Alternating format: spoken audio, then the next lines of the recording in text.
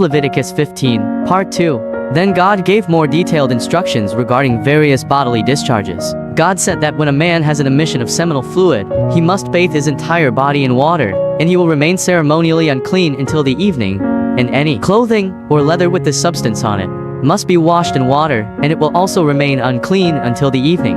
And after a man and woman have sexual intercourse, they must each bathe in water, and they will remain unclean until the evening.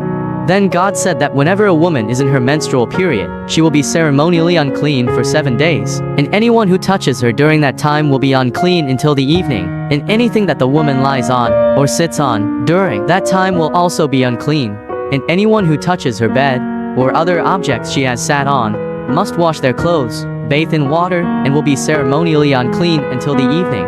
And if a man has sexual intercourse with such a woman, and her menstrual blood touches him, then her menstrual impurity will be transmitted to him, and he will remain unclean for 7 days, and any bed that he lies on will be unclean.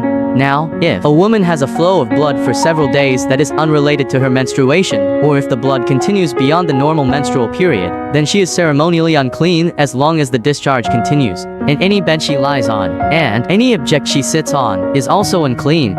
And anyone who touches these things will also be ceremonially unclean, and must wash their clothes, bathe in water, and will remain unclean until the evening.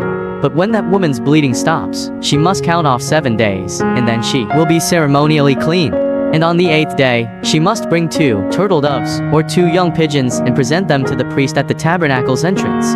The priest will offer one for a sin offering, and the other for a burnt offering. And through this process, the priest will purify her before the Lord, for the ceremonial impurity caused by her bleeding.